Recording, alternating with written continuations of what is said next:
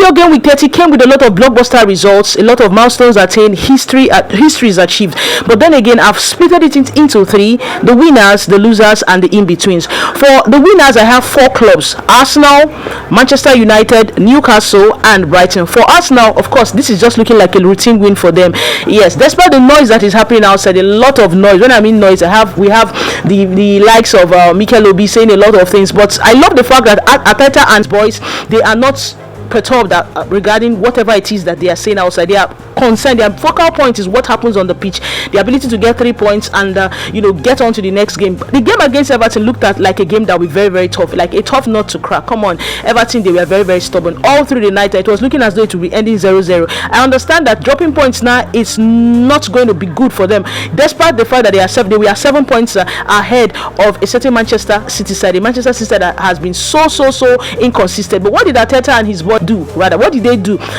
Saka was subbed out, and in came the 16-year-old Max Doman. Max Doman came in, and as young as he is, he was able to effect a huge change in the game. Towards the final minutes of the game, he was able to get an assist, a cross that led to a goal by Gyökeres, and he scored a very beautiful counter-attacking goal. All thanks to Martinelli, he scored that goal, and he became the EPL's youngest goal scorer. He's 16 years, 73 days, because he clocked +1 on the 31st. Yeah, he clocked +1 on the 31st of December 2025. So he's just 16 years and 73 days old as at the 14th of March 2026. So kudos to Arteta, kudos to Arsenal, kudos to their fans, their players. They are edging towards EPL glory, and who says they won't be getting it? They've been one of the most consistent side. I know they had a little blip in the course of the year, but then they've from their defense line, their goalkeeping, defense, midfield, and their strikers, everybody has one thing. They are locked, and that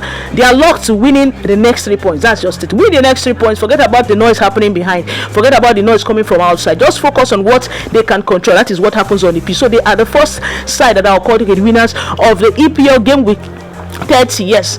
For the second club is Manchester United. Manchester United under Michael Carrick, they have been doing extremely well. Like, he has won 6 home games since he became the interim manager of Manchester United. He has won 6 home games for them. That Old Trafford is now becoming a fortress. It has never happened in Manchester United's history for a gaffer to win 6 home games at a stretch, at consecutive home games, including the home game he officiated or he managed when he was the interim manager a few seasons ago. It's been good for them. They won against Aston Villa. Aston Villa scored. It was 1-1, and it was 1-1 at some point, but thanks to goals from Sesko, and Cunha to restore parity, it ended 3-1, and all thanks to Bruno Fernandes. Bruno Fernandes has been outstanding this season alone. He has 16 assists, EPL assists. He equaled Sir David Beckham's 15 assists in the EPL in one season and surpassed it.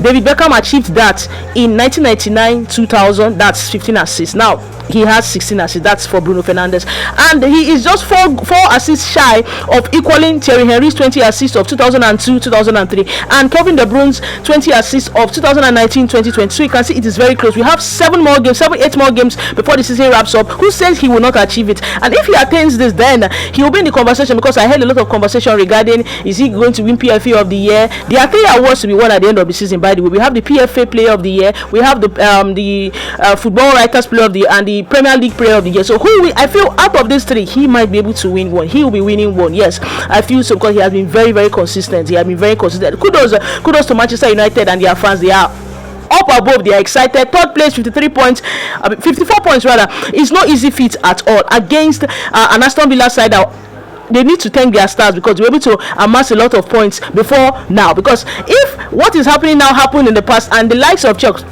Chelsea and Liverpool, we are getting the needed point, the 3 points possible. I don't think Aston Villa will be in a conversation of top 6. They'll find themselves in 7th place or 8th place. But kudos to Unai Emery, they were able to get points when it mattered most. Now it still matters most. They're on the verge of losing that 51, as in that 4th place. If push comes to shove, if the other teams finally wake up before, this is the business end of the season, but you never can tell what will happen. So kudos to Manchester United. The third on my log is Newcastle. Newcastle, for the first time since 2012, won at Stamford Bridge against a Chelsea side. It ended 1-0, first half 1-0, and they took that 1-0 home.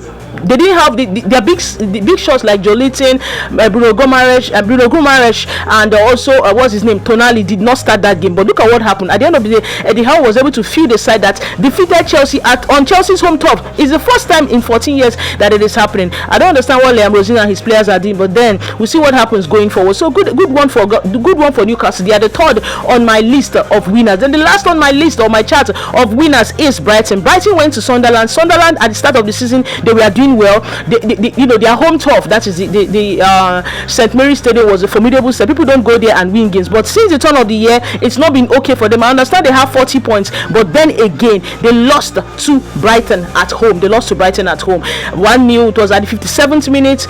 Jacob Minte scored a 57th minute winner, and he ended a goal to nil in favor of the visitors. That is Brighton. So kudos to Brighton. For the losers, we have Chelsea. They've been underwhelming. Honestly, they've been underwhelming. It's not looking good again for them. It's like they are nosediving. A lot of things are going wrong for the team. There's no spark, there's no creativity. If Kopama does not turn up, then the entire team won't turn up. It's not looking good at all. It's not looking. It's either they're picking up red cards, they're picking up unnecessary yellow cards. A lot of things are not really going on well for them. And with the way things have been going on, with there's this transfer ban, but not the transfer ban. I'll be talking about that transfer ban much later, probably in my show tomorrow at the studio. But then it's not looking well for Chelsea. They've been dropping points in games that they were supposed to win. I'm not talking about the Arsenal game. They dropped points against Burnley, they dropped points against Leeds United, and now they lost for the first time since 2012 against Newcastle at home. It's not looking good for them. They play PSG tomorrow. I don't know what will be happening in that game, to be honest. I really don't know what will be happening in that game. So they're one of the losers of the weekend. Aston Villa, one of the losers of the weekend, underwhelming under Unai Emery. It's not looking good for them. I know they won in the Europa. Probably they want to look at the Europa League, take the Europa League more serious than the EPL, because if they win Europa, then they will qualify for Champions League football. Fingers crossed, Mr. Europa League is at it again. That is Unai Emery. We'll see what happens at the end of the season. Two clubs losers. Okay, then for the in-betweens, we have Man City and Liverpool. Man City, they are neither here or here. They've been so inconsistent. They've dropped points against sides that they were supposed to smash. The likes of they dropped points against Nottingham Forest. They dropped points against West Ham. These are two sides fighting relegation. But you can imagine you're in second place and you're dropping points against 18th and 17th placed teams. It doesn't look good at all. You can't give Arsenal a run for their money, but it is what it is. I won't say Pep Guardiola has been underwhelmed, because he has won 6 EPL trophies so far since he joined from Bayern Munich. So I would say it's a good one for him, because I don't think his CV will be questioned. But then again, this is a side that we thought, okay, fine, they would actually give Arsenal a run for their money, but then they are in between. They are neither here or not here. We'll see what happens at the end of the season. And finally, the last club is Liverpool. Liverpool were on the verge of winning that game, and winning the game yesterday against Tottenham. Tottenham, they are relegation favourites. Like, they are down there. They are on 16th place. But Tottenham, under Igor Tudor, were able to fight back and get a much needed point against Liverpool. I don't know what's wrong with Arne Slot. I don't know what's wrong. They'll be playing against Galatasaray at home tomorrow. We will see what happens. Well, he ended the 1-0 in favor of Gala as in last week. We'll see what happens. If they miss out on the quarterfinals of the Champions League, I feel Arne Slot at the end of the season should be going, because come on, they've spent a lot, and look at what is happening to their club. Which of these clubs did well for you? For me, I've just said we have Arsenal, Manchester United, Brighton, and Newcastle. For the losers, Chelsea, Aston Villa. Those are the two losers. I know they underwhelmed. Then for the in-between, we have Manchester City and